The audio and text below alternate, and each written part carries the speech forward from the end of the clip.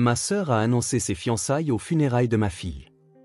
Enfin de bonnes nouvelles dans cette famille, sourit-elle. Les proches applaudirent. Oncle John dit, la vie continue. Mais mon neveu de 8 ans tira sur sa robe et dit, Tante Calista, dois-je dire à tout le monde ce que tu as fait aux médicaments de cousine Emma? Son visage devint pâle. Avant de commencer l'histoire, n'oubliez pas d'aimer et de vous abonner à la chaîne pour voir plus d'histoires comme celle-ci. Ma sœur Calista s'est levée lors des funérailles de ma fille de 7 ans, a fait teinter sa coupe de champagne contre le microphone et a annoncé ses fiançailles alors que le cercueil de ma petite fille se trouvait à 3 mètres de là. Le son du verre heurtant le métal a fait se retourner toutes les personnes présentes dans le salon funéraire. Elle portait la robe noire Versace qu'elle avait achetée pour célébrer sa promotion l'année dernière, celle qui coûtait plus cher que mon paiement hypothécaire mensuel. Ses doigts parfaitement manucurés entouraient cette flûte de champagne comme si elle était un cocktail, et non à côté du corps de ma fille. Je sais que c'est un jour difficile, dit-elle, sa voix empreinte de cette fausse douceur qu'elle utilisait avec ses clients de l'industrie pharmaceutique. Mais Preston et moi voulions partager quelque chose qui pourrait apporter un peu de lumière dans cette obscurité. Nous avons fixé la date de notre mariage au 15 juin. Ma mère a littéralement eu un hoquet de joie. Ma propre mère, Gloria, qui avait tenu la main d'Emma lors d'innombrables visites à l'hôpital, a joint les mains comme si Calista venait d'annoncer la seconde venue du Christ. Enfin, une bonne nouvelle dans cette famille, dit-elle assez fort pour que tout le monde l'entende. Mon oncle John, l'homme qui ne manquait jamais une occasion de partager sa sagesse sur la vie, s'est mis à applaudir, oui, à applaudir aux funérailles de ma fille. La vie continue, a déclaré l'oncle John, sa voix tonitruante remplissant la pièce. Emma voudrait que nous célébrions la vie, pas que nous pleurions la mort. D'autres membres de la famille se sont joints à lui, créant cette scène surréaliste d'applaudissements à côté du cercueil de mon enfant. Le lapin en peluche préféré d'Emma, Monsieur Hoppy, était posé contre les fleurs, ses yeux de bouton semblant regarder le spectacle avec incrédulité. Je suis resté là, figé, mes mains agrippant si fort le banc devant moi que mes jointures sont devenues blanches. Ce n'était pas possible. Ma petite fille n'était partie que depuis 4 jours. 4 jours que je l'avais trouvée dans son lit de princesse. Sa peau froide, ses lèvres bleues, sa petite main serrant encore le pinceau qu'elle utilisait la veille. Et voilà que ma sœur, mon propre sang, transformait les funérailles d'Emma en sa fête d'annonce de fiançailles personnelles. Mais alors, quelque chose s'est produit qui a tout changé. Mon neveu de 8 ans, Brody, qui se tenait tranquillement à côté de son père, mon frère Devon, s'est lentement approché de Calista. Il portait le petit costume noir que nous lui avions acheté la veille, celui pour lequel il avait pleuré parce qu'il disait qu'Emma détesterait le voir si chic. Sa petite main s'est tendue et a tiré sur la robe coûteuse de Calista. Tante Calista, dit Brody, sa voix claire et innocente dans le silence soudain. Est-ce que je devrais dire à tout le monde ce que tu as fait avec les médicaments de cousine Emma? La coupe de champagne a glissé des mains de Calista, se brisant sur le sol en marbre du salon funéraire. Le son a résonné dans la pièce comme un coup de feu. Son visage est passé de ce faux sourire à une pâleur de cire en moins d'une seconde. Preston, son fiancé, a reculé d'un pas comme si elle avait soudainement pris feu. De quoi parles-tu, mon chéri? La voix de Calista s'est brisée, mais elle a essayé de forcer ce sourire à revenir sur son visage. Sa main a tenté d'atteindre l'épaule de Brody, mais il s'est écarté. Les pilules blanches, a poursuivi Brody, ignorant qu'il était sur le point de tout détruire. Tu les as échangées dans le flacon marron d'Emma. Tu as dit que c'était un jeu et que je ne devais le dire à personne, sinon j'aurais de gros ennuis. Je m'appelle Véronica et j'ai 34 ans. Jusqu'à il y a 4 jours, j'étais la mère célibataire de la plus belle, créative et courageuse petite fille qui ait jamais existé. Emma était tout mon monde depuis le jour de sa naissance. Elle est arrivée dans cette vie en se battant, 2 semaines en avance, pendant une tempête de neige qui a privé d'électricité la moitié de la ville. Les infirmières disaient qu'elle était impatiente de commencer à vivre, et elles avaient raison. Même avec sa maladie, même avec toute la douleur qu'elle a endurée, Emma attaquait la vie avec une joie qui faisait sourire tout le monde autour d'elle. Ma sœur Calista a 5 ans de moins que moi. En grandissant, je l'ai protégée des brutes, je l'ai aidée avec ses devoirs, je l'ai aidée quand son premier petit ami lui a brisé le cœur. Quand elle a obtenu son poste dans la vente de produits pharmaceutiques il y a 3 ans, elle a célébré chez moi, faisant tourner Emma dans la cuisine pendant qu'elles riaient toutes les deux. C'est elle qui avait utilisé ses relations pour faire entrer Emma dans l'essai clinique qui avait fait des miracles. Du moins, c'est ce que je pensais. Debout dans ce salon funéraire, regardant le masque de ma sœur se fissurer enfin, regardant la vérité jaillir des paroles innocentes d'un garçon de 8 ans, j'ai réalisé que parfois, les personnes en qui nous avons le plus confiance sont celles capables de la plus grande trahison. 3 semaines avant la mort d'Emma, elle a peint son plus beau papillon. Elle y travaillait depuis des heures à notre table de cuisine, la langue légèrement sortie en signe de concentration, comme toujours quand elle se concentrait intensément. Les ailes du papillon étaient d'un orange et noir brillant, un monarque au motif complexe qui semblait impossible à créer pour une enfant de 7 ans. Mais Emma n'était pas n'importe quel enfant de 7 ans. Bien qu'elle se soit battue contre une dermatomyosite juvénile pendant 2 ans, elle avait l'esprit d'une guerrière et l'âme d'une artiste. « Maman, celui-ci sera dans un musée un jour », a-t-elle annoncé en brandissant la peinture. Le soleil de l'après-midi qui filtrait par notre fenêtre faisait scintiller la peinture encore humide. Quand je serai une artiste célèbre, les gens diront que c'est là que tout a commencé. J'ai embrassé le sommet de sa tête, respirant l'odeur de fraise de son shampoing. Il est parfait, mon bébé, tout comme toi. Le même soir, Calista est arrivée avec les renouvellements mensuels de médicaments d'Emma. Elle s'occupait de toutes les ordonnances d'Emma depuis 6 mois, depuis qu'elle avait réussi à la faire entrer dans l'essai clinique révolutionnaire de Nexus Pharmaceuticals. C'était un nouvel immunosuppresseur qui ciblait spécifiquement l'inflammation causant la faiblesse musculaire d'Emma sans détruire tout son système immunitaire. Les résultats avaient été remarquables. Emma pouvait tenir son pinceau stable pour la première fois en 1 an. Elle pouvait courir de courtes distances sans s'effondrer. Elle pouvait me serrer dans ses bras assez fort pour que je le sente vraiment. « Comment va mon artiste préféré ?» a demandé Calista, entrant dans notre maison avec son sac Louis Vuitton et ses cheveux blonds parfaitement coiffés. Elle avait toujours l'air de sortir d'un magazine, même après une longue journée de visite commerciale. « Tante Cali » s'est exclamée Emma en se levant d'un bond, chose qu'elle n'aurait pas pu faire 2 mois auparavant. « Regarde mon papillon. » Calista a examiné la peinture avec un intérêt exagéré. « C'est absolument magnifique, Emma Chou. Tu t'améliores de jour en jour, n'est-ce pas ?» Elle m'a regardé par-dessus la tête d'Emma. Le médicament fonctionne vraiment. Le docteur Hendrix dit qu'elle est leur patiente vedette, lui ai-je dit en rangeant les flacons d'ordonnance qu'elle avait apportés. Ils veulent la présenter dans les revues médicales à la fin de l'essai. Tu imagines, mon bébé aidant d'autres enfants atteints de la même maladie?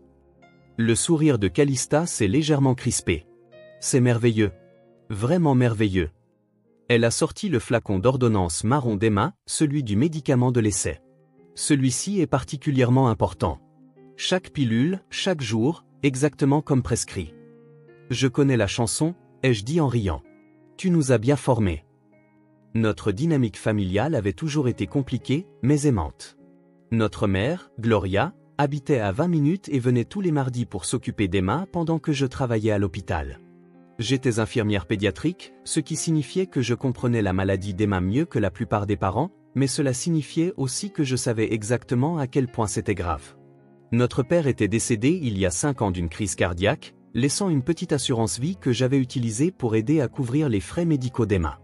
Mon frère devant traverser un divorce difficile, c'est pourquoi son fils Brody passait plus de temps chez nous. Emma adorait son cousin plus âgé.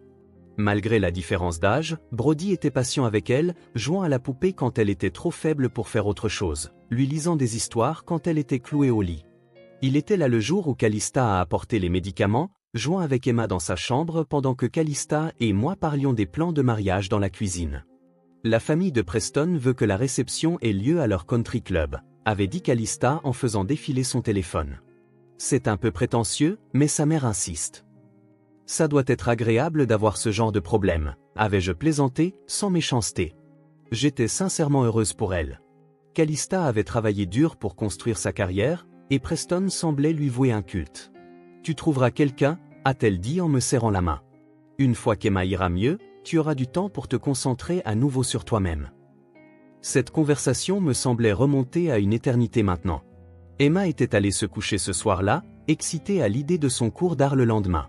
Elle devenait plus forte, plus dynamique, plus semblable à l'enfant qu'elle était avant que la maladie n'essaie de lui voler son enfance. L'essai clinique était censé lui sauver la vie. Le médicament dans ce flacon marron était censé être son miracle. Je faisais entièrement confiance à ma sœur.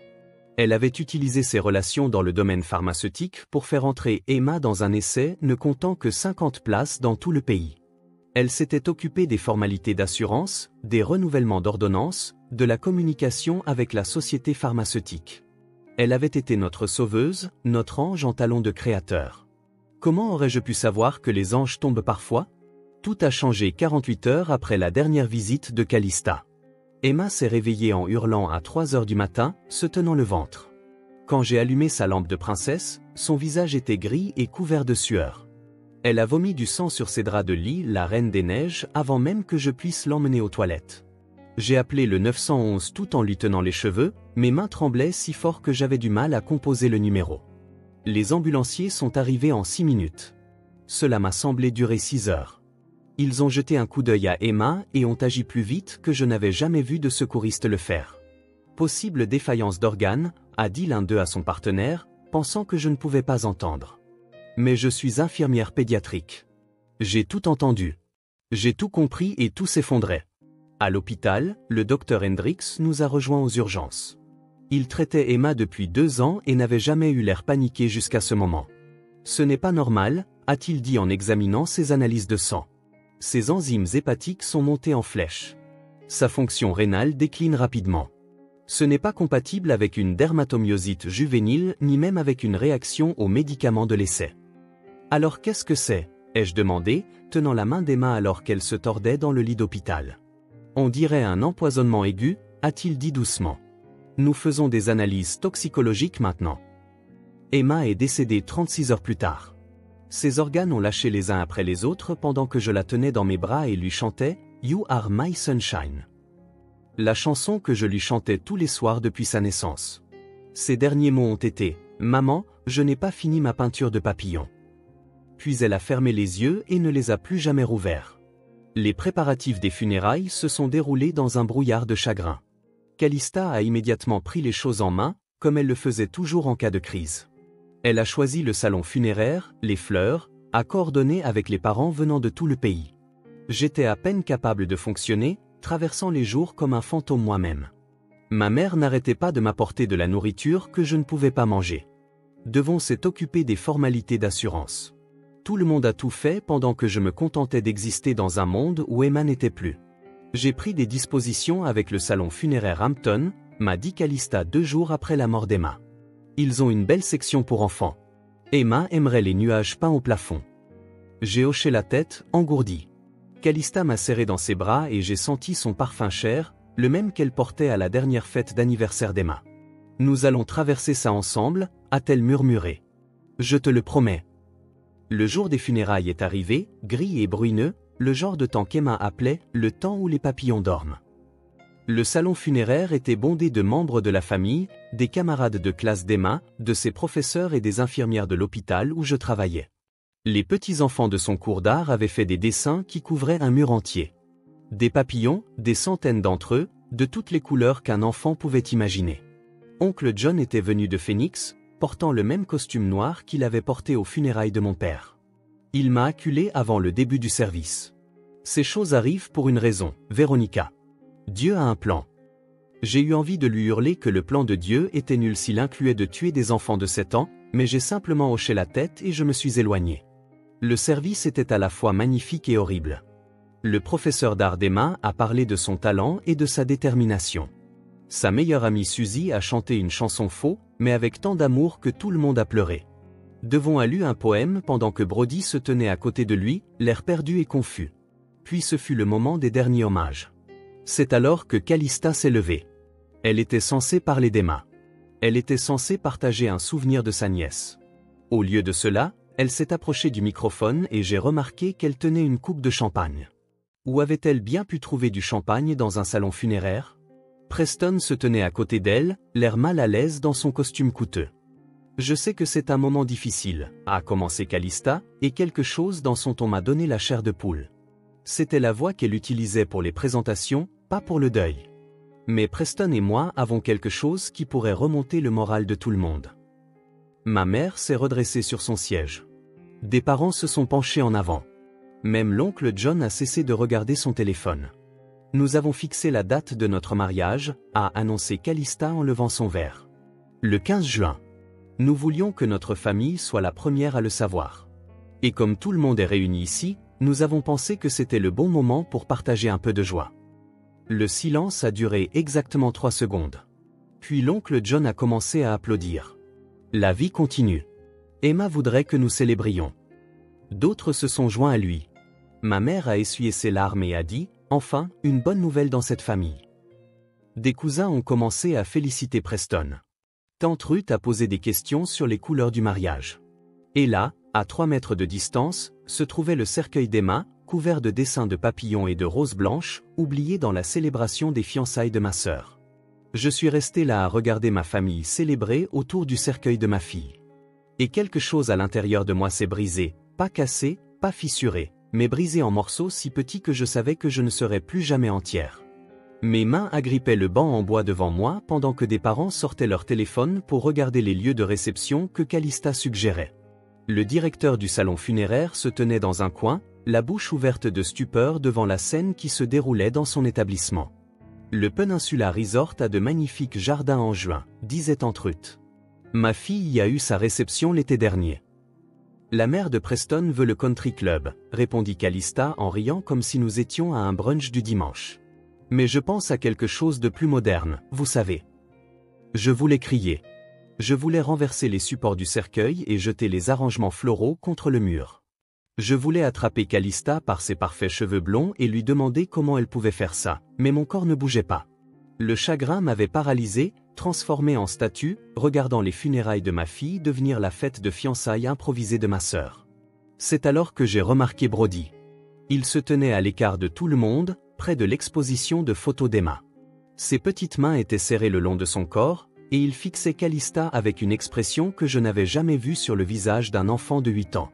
C'était intense, troublé, comme s'il résolvait un problème de mathématiques complexe dans sa tête. Brody avait séjourné chez nous la semaine où Emma est morte. Le divorce de ses parents était devenu houleux, avec des avocats et des évaluations de garde, alors Devon m'avait demandé si Brody pouvait passer quelques nuits chez nous pour échapper à l'attention. Emma avait été ravie. Même si elle était plus jeune, ils jouaient merveilleusement bien ensemble. Il lui avait appris des jeux de cartes, et elle lui avait appris à peindre.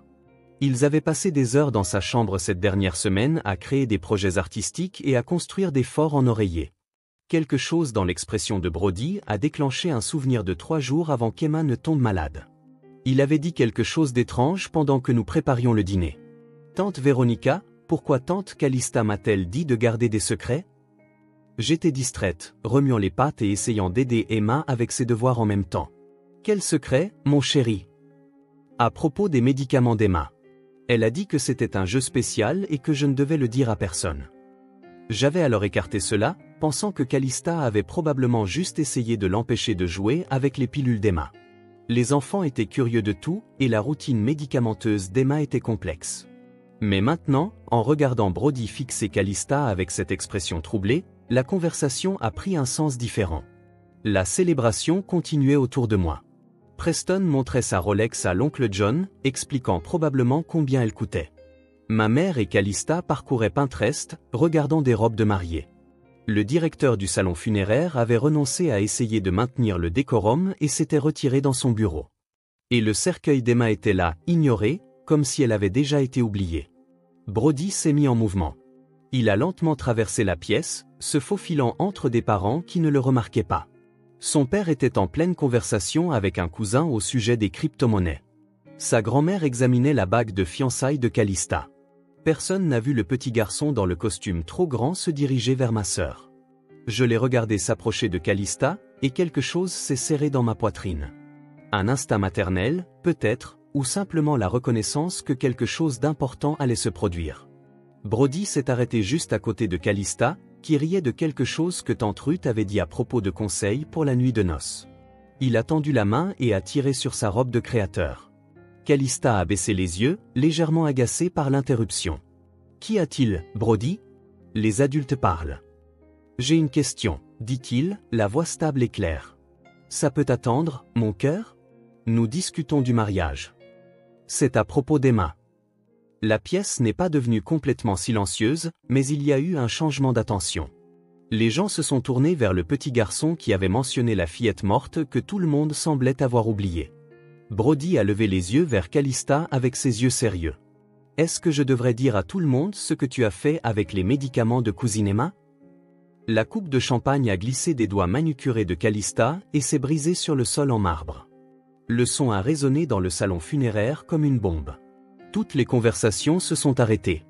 Toutes les têtes se sont tournées. Preston a reculé d'un pas, comme si Calista était soudainement devenue radioactive.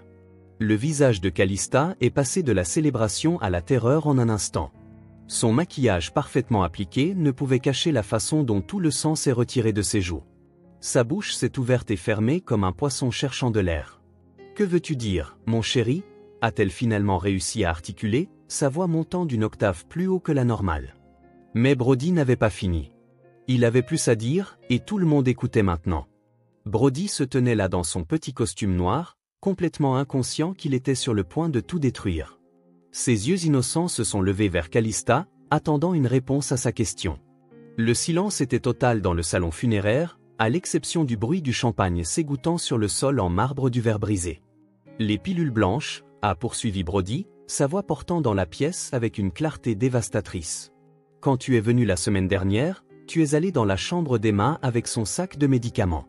Tu as sorti les pilules du flacon marron et tu as mis des pilules blanches différentes à la place. Tu m'as dit que c'était un jeu d'adulte et que j'aurais de gros ennuis si je le disais à quelqu'un. Mais Emma est partie maintenant, alors le jeu est terminé, n'est-ce pas ? Preston s'est physiquement éloigné de Calista, son visage passant par la confusion, l'incrédulité et l'horreur. Calista, de quoi parle-t-il ? Il est confus, a dit Calista, la voix tremblante. Elle a tendu la main vers l'épaule de Brody, mais il s'est écarté. Les enfants inventent des histoires quand ils sont en deuil. Je n'invente rien, a protesté Brody, sa jeune voix indignée. Tu m'as fait aller regarder la télé dans le salon. Tu as dit qu'Emma avait besoin de médicaments spéciaux et que je ne pouvais pas regarder. Mais je suis revenu parce que j'avais oublié ma Nintendo Switch. Je t'ai vu mettre les pilules blanches dans le flacon marron. Tu jetais les vrais médicaments d'Emma dans ton sac à main. Mes genoux ont fléchi. Devons m'a rattraper avant que je ne touche le sol. Le médicament de l'essai clinique, le flacon marron qui contenait le médicament miracle d'Emma, le médicament qui lui sauvait la vie. La pièce a commencé à tourner, mais mon esprit est devenu limpide pour la première fois depuis la mort d'Emma. L'essai, ai-je dit, ma voix à peine un murmure que tout le monde a pourtant entendu. Emma allait mieux. Elle allait être l'histoire à succès. Nexus Pharmaceuticals allait la présenter dans des revues médicales, lors de conférences. Elle était la preuve que leurs médicaments fonctionnaient. Les mains de Calista tremblaient. Tu ne comprends pas. C'est ridicule. Je ne ferai jamais de mal à Emma. Lancaster Pharmaceuticals, ai-je continué, les pièces du puzzle s'assemblant avec une précision horrible.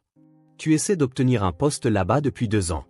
C'est le plus grand concurrent de Nexus, leur médicament a échoué aux essais l'année dernière.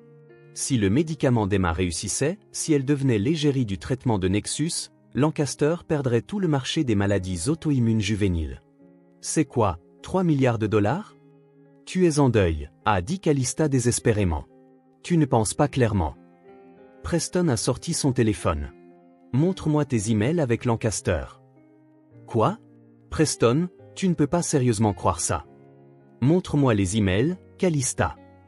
C'est de la folie. Mais sa main s'est posée sur son téléphone de manière protectrice. L'oncle John, qui était resté figé de choc, a soudainement bougé. Il a arraché le téléphone de Calista de sa main avant qu'elle ne puisse réagir. Mot de passe, a-t-il exigé. Vous n'avez aucun droit. Calista a essayé de le récupérer, mais l'oncle John l'a tenu hors de sa portée. C'est l'anniversaire d'Emma, ai-je dit doucement. Elle utilisait toujours l'anniversaire d'Emma pour tout. L'oncle John a tapé la date. Le téléphone s'est déverrouillé. Il a fait défiler pendant moins de 30 secondes avant que son visage ne devienne blême. Mon Dieu, tu as tout documenté. Il a levé le téléphone, montrant un fil de discussion par email avec le PDG de Lancaster. L'objet était « Progrès de la neutralisation de l'essai ». Le dernier email, daté du lendemain de la mort d'Emma, incluait une confirmation de virement bancaire de 500 000 $. Ma mère s'est effondrée sur une chaise. Tu l'as tué ? Tu as tué ce bébé pour de l'argent ? Ce n'était pas censé la tuer, a crié Calista, son sang-froid parfait se brisant enfin complètement. La dose que j'ai calculée aurait dû juste la rendre assez malade pour qu'elle échoue à l'essai. C'était censé discréditer le médicament, pas la tuer. Je ne suis pas un monstre. Vous avez remplacé son médicament pour le foie par de l'acétaminophène. La voix du docteur Hendricks est venue du fond de la pièce. Personne n'avait remarqué son arrivée. Il tenait des papiers. Les résultats toxicologiques d'Emma. De l'acétaminophène concentré. Pour un enfant avec une fonction hépatique compromise, c'est une condamnation à mort. Vous connaissiez ses antécédents médicaux. Vous saviez ce que cela ferait. Calista est tombée à genoux. J'avais besoin de l'argent. Le mariage, le style de vie, la famille de Preston qui attendait certaines choses. Et Lancaster m'a promis un poste de direction une fois l'essai échoué. C'était juste des affaires. Ce n'était pas personnel. Pas personnel? J'ai retrouvé ma voix, retrouvé ma rage. Tu l'as tenue dans tes bras quand elle est née. Tu lui as appris à faire du vélo. Tu lui as tressé les cheveux pour ses photos d'école. Tu t'es assise à son chevet pendant les traitements. Tu l'appelais Emma Chou. Et tu l'as assassinée pour une promotion et l'argent du mariage. Preston était déjà au téléphone avec le 911. J'ai besoin de la police au salon funéraire Hampton immédiatement. Calista regardait frénétiquement autour d'elle, ne voyant que de l'horreur et du dégoût sur chaque visage. Même l'oncle John, qui avait toujours quelque chose de philosophique à dire, restait sans voix. Son monde soigneusement construit s'était effondré en quelques minutes, renversé par la simple honnêteté d'un garçon de 8 ans. La police est arrivée en 7 minutes, bien que cela ait semblé des heures. 2 officiers sont entrés dans le salon funéraire et ont trouvé Calista toujours à genoux, entourée de membres de la famille qui avaient formé un cercle autour d'elle, non pas pour la protéger, mais pour l'empêcher de s'échapper. Elle n'arrêtait pas de marmonner à propos de calculs de dosage et du fait que cela devait être temporaire. Les officiers lui ont lu ses droits tandis que le cercueil d'Emma était le témoin silencieux de ses aveux. « Je dois appeler mon avocat », a dit Calista alors qu'il la menottait. « Tu dois pourrir en enfer », lui a dit ma mère. C'était la première fois que je l'entendais jurer. L'enquête qui a suivi a révélé toute l'étendue du plan de Calista. Elle avait plus de 100 000 $ de dettes, vivant bien au-dessus de ses moyens pour suivre le rythme de la riche famille de Preston. Lancaster Pharmaceuticals l'avait approchée 6 mois auparavant lorsqu'ils avaient appris qu'elle avait un accès privilégié à l'essai Nexus par l'intermédiaire d'Emma. Les emails ont montré des mois de planification, des discussions sur la neutralisation de la concurrence et des échéanciers de paiement détaillés liés à des résultats spécifiques. Le procureur l'a expliqué simplement pendant le procès. Calista avait remplacé le médicament immunosuppresseur d'Emma par des comprimés d'acétaminophène concentrés qu'elle avait volés à l'hôpital où elle effectuait des visites commerciales. Elle savait que le foie d'Emma était déjà fragilisé par des années de médicaments. Elle savait exactement ce qui se passerait. L'erreur de calcul était un mensonge qu'elle se racontait pour dormir la nuit. Preston a témoigné contre elle. Il a révélé que 3 jours avant la mort d'Emma, Calista avait souscrit une assurance vie sur Emma à mon insu, en imitant ma signature. Elle s'était désignée comme bénéficiaire, prétendant que c'était pour aider aux frais médicaux. La police valait 200 000 $. Le jury a délibéré pendant 2 heures, coupable de meurtre au premier degré. Le juge l'a condamnée à la prison à vie sans possibilité de libération conditionnelle. Quand ils l'ont emmenée, elle m'a regardé une dernière fois. Je l'aimais aussi, a-t-elle dit. Je me suis détourné. L'amour ne calcule pas de dosage. L'amour ne falsifie pas de signature. L'amour ne tue pas pour de l'argent. 6 mois après le procès, j'ai créé la fondation Emma avec l'argent de l'assurance vie que Calista n'a jamais pu toucher. Nous finançons le traitement des enfants atteints de maladies auto-immunes et apportons un soutien financier aux familles qui participent à des essais cliniques. Les peintures de papillons d'Emma sont accrochées dans les bureaux de la fondation, des taches de couleur et d'espoir sur des murs blancs. Brody vient tous les dimanches. Nous peignons des papillons ensemble et je lui apprends les techniques qu'Emma avait découvertes. Il demande encore parfois s'il a bien fait de dire la vérité. « Tu as sauvé d'autres enfants », je lui dis. Lancaster Pharmaceuticals fait l'objet d'une enquête fédérale. 3 autres familles se sont manifestées avec des décès suspects lors d'essais de médicaments concurrents. « Tu es un héros, mon grand. » Emma me manquait, c'est tout, dit-il simplement. Et je n'aimais pas garder des secrets. Le docteur Hendricks m'a aidé à comprendre les preuves médicales. Le vrai médicament de l'essai avait fonctionné. Emma aurait été complètement rétablie en 6 mois. Elle aurait été l'histoire à succès qui aurait changé la façon dont nous traitons les maladies auto-immunes juvéniles. Au lieu de cela, elle est devenue le cas qui a exposé la corruption pharmaceutique et le meurtre à des fins lucratives. Oncle John ne fait plus de discours sur le plan de Dieu. Il envoie un chèque à la fondation tous les mois avec un mot pour les papillons d'Emma. Ma mère fait du bénévolat à la fondation, organisant des collectes de fonds avec l'énergie qu'elle réservait autrefois aux commérages familiaux. Preston a fait don de l'intégralité de son dédommagement pour la rupture des fiançailles à la fondation. Il y a joint une note, « Je suis désolé de ne pas avoir vu qui elle était vraiment ». La fondation a aidé 73 enfants à accéder à un traitement au cours de sa première année. Chaque famille reçoit une épinglette en forme de papillon conçue à partir de la dernière peinture d'Emma, celle qu'elle n'a pas pu terminer. Je l'ai complétée moi-même en suivant les croquis qu'elle avait laissés.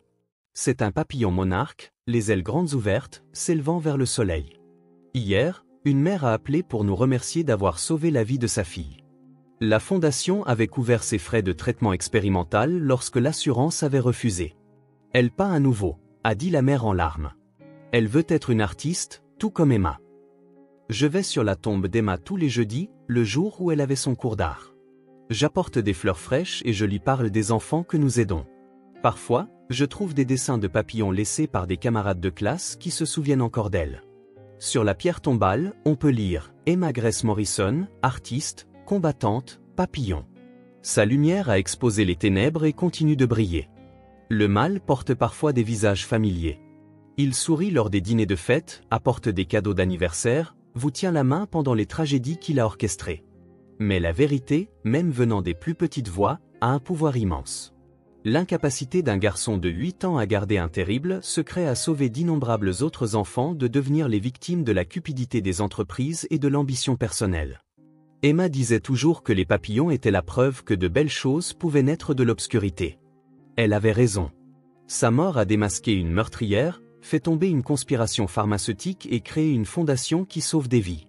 Elle est devenue le papillon qu'elle a toujours peint. Transformant quelque chose de laid en quelque chose de beau, quelque chose de temporaire en quelque chose d'éternel. Merci d'avoir regardé cette histoire. Si elle vous a touché, veuillez aimer cette vidéo et la partager avec d'autres qui ont besoin de l'entendre.